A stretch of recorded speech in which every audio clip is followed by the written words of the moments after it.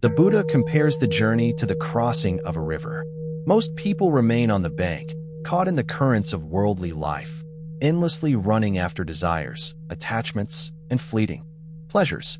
They may be busy, energetic, and occupied, yet they do not venture into the deeper waters of insight, self-awareness, and freedom. Few, however, go beyond. These are the individuals who are attached to transient possessions, social recognition, or sensual pleasures. They measure life by what can be accumulated, what can be enjoyed, or what can be conquered. Yet the wise, few in number though they are, turn their attention to the deeper reality beyond superficial existence.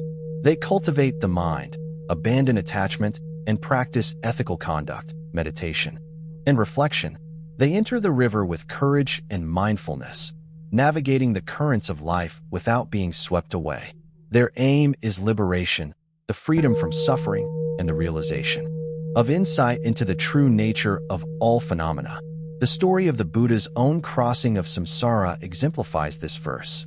Born into royalty, surrounded by wealth, comfort, and indulgence, he could have remained on the bank of worldly life, enjoying transient pleasures. Yet he observed the suffering of beings, reflected on the impermanence of life, and resolved to go beyond. He left behind the attachments, comforts, and entanglements of palace life. He practiced mindfulness, meditation, and ethical restraint, eventually attaining enlightenment under the Bodhi tree. Suffering, or the impermanence of life. They are distracted by sensory pleasures, social ambition, and attachments to fleeting gains. The wise, however, step courageously into the deeper waters of practice. They understand that freedom, clarity, and peace arise not from accumulation or indulgence, but from ethical living, mindful awareness, and insight into the nature of reality. Just as a boat requires skilled navigation to cross a wide river safely, the mind requires ethical grounding, meditation, and insight to traverse the currents of samsara. By associating with the virtuous and practicing diligently, the aspirant gradually moves from attachment and delusion toward freedom and awakening. In this way, the teaching encourages us to cultivate both inner discipline and supportive external conditions, combining effort with wisdom, courage with discernment, and reflection with ethical living. Daily life offers countless opportunities to practice the teachings of this verse. Every experience, whether of pleasure, pain, gain, or loss, becomes a chance to observe the mind, reflect on impermanence, and cultivate detachment and insight. The world offers many distractions, yet the aspirant who goes beyond uses these experiences as opportunities for learning, reflection, and meditation. By observing the mind's responses, cultivating mindfulness, insight, and moral integrity, serving as examples for all who seek freedom from suffering.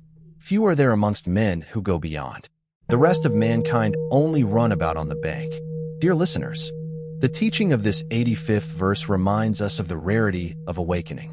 Most beings live their lives caught in habitual patterns, driven by desire, aversion, and ignorance.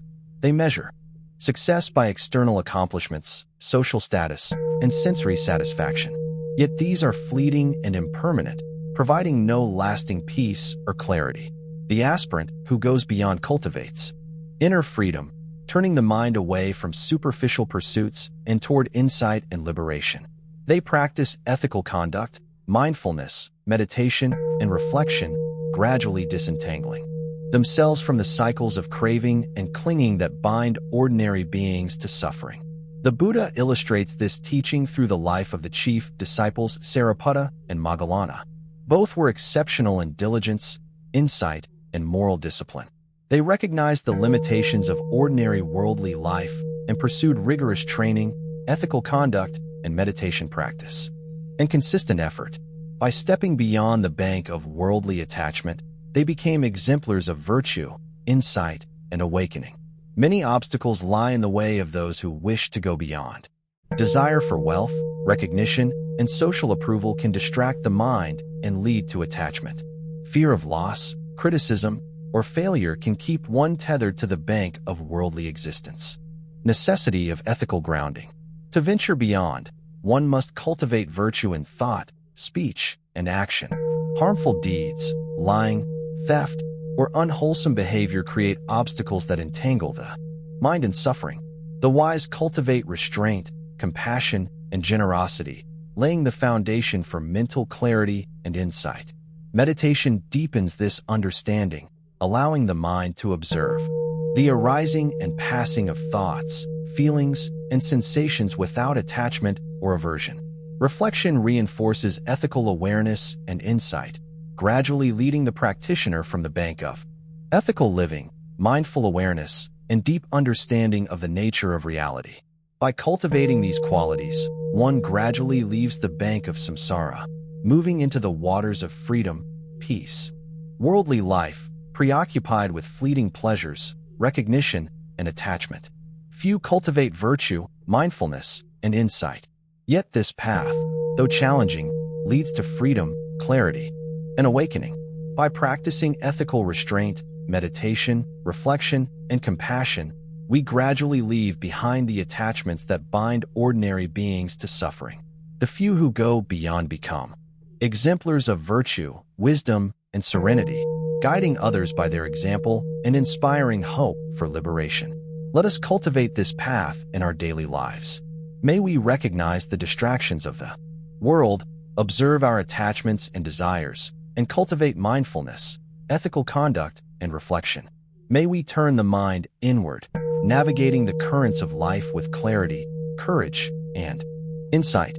May we leave behind the bank of habitual clinging and venture into the deeper waters of liberation, following the path of virtue, wisdom, and compassion.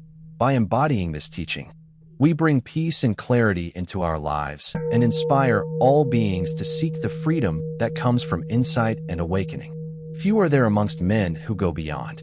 The rest of mankind only run about on the bank. Dear listeners, the Buddha's words are simple yet immeasurable in depth. When the world-honored one spoke of few who go beyond, he was not only describing numbers, he was describing the state of the human heart. For though countless beings are born with human form, very few awaken the aspiration to cross over. Fewer still persevere through the journey, and only those with steadfast diligence, unwavering faith, and clear vision truly reach the farther shore of liberation. The rest of mankind, the Buddha said, only run about on the bank. They build houses beside the river of existence. They decorate their lives with possessions, pleasures, and accomplishments. They speak endlessly of success and failure, of gain and loss, of love and hate. Yet, they do not see that the ground beneath their feet is impermanent, that the water of birth and death continues to rise and fall with every thought, every breath, every moment. The river of samsara. To go beyond is not to escape the world, but to awaken within it. The practitioner who goes beyond learns to see the truth within ordinary life. They understand that every sound, every sight, every encounter is a reflection of the mind. When anger arises, they do not blame others. When joy arises, they do not cling to it. When sorrow arises, they do not resist. They observe, breathe, and understand. Through understanding, they transcend. Through mindfulness, they are liberated. Dear listeners, the Buddha often compared his teachings to a raft. He said, "Monks, my Dharma is like a raft for crossing over, not for holding on to. The raft is built of the Eightfold Path: right view, right thought, right speech, right action, right livelihood, right effort, right mindfulness, and right concentration. These are not distant doctrines, they are daily practices. Every moment of mindfulness is a plank of that raft. Every act of compassion is a rope that binds it together. Every thought of wisdom is a firm knot that holds it steady against the waves of greed, hatred, and delusion. When we practice right view, we see life as it truly is, impermanent, interdependent, and empty of self. When we practice right speech, we use our words to bring peace, not harm. When we practice right action, we live ethically, protecting all beings. When we practice right effort, many admire it from the shore.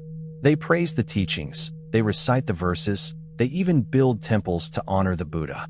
Yet, when the moment comes to let go of their attachments and step into the uncertain waters of practice, fear holds them back. They cling to the familiar bank, saying, "Not yet, not now. I am not ready." So they remain, running along the bank, building dreams and fears. Yet they also know that the farther shore exists, the shore of peace, of liberation, of nirvana. The current of life may test their resolve, yet each mindful breath, each compassionate act. Dear listeners, when one begins to cross, there is fear. But within that fear lies the seed of awakening. The Buddha taught that suffering itself is the doorway to liberation. Without it, for the sweetness of the Dharma. Thus, the river is not our enemy, it is our teacher. Its waves remind us that nothing is permanent. Its currents teach us that clinging brings pain. To a great river, the water was wide and swift. On this side, they saw confusion and suffering. On the far side, they saw peace and clarity. Those who feared the crossing remained where they were, building homes, arguing, and competing among themselves. Those who had courage gathered wood, tied it together, and built rafts. They paddled with effort, faced storms and fatigue, yet eventually reached the far shore. There, they found serenity and joy, and they looked back with compassion at those still running about on the bank. This is the image of our spiritual life. To go beyond is to who live by virtue, who cultivate mindfulness, and who awaken compassion. They are the ones who, in silence and sincerity, dedicate every breath to understanding the nature of life. Dear listeners, as we sit here, listening to the Buddha's verse, may we remember that this teaching is not far from us. The river of samsara flows through our thoughts, our choices, and our actions, and our diligence and practice. So let us not run endlessly upon the bank. Let us pause. Let us breathe. Let us listen deeply to the stillness within us. Let us step into the river of understanding, carrying the raft of compassion, guided by the oar of mindfulness, and illuminated by the lamp of wisdom. When we reach the other shore, we will see that it was never apart from us. It was always within. Thank you for watching my video. Namo Amitabha. I wish to bring this merit towards all disciples and sentient beings, all of whom will attain Buddhahood. Remember to like, share,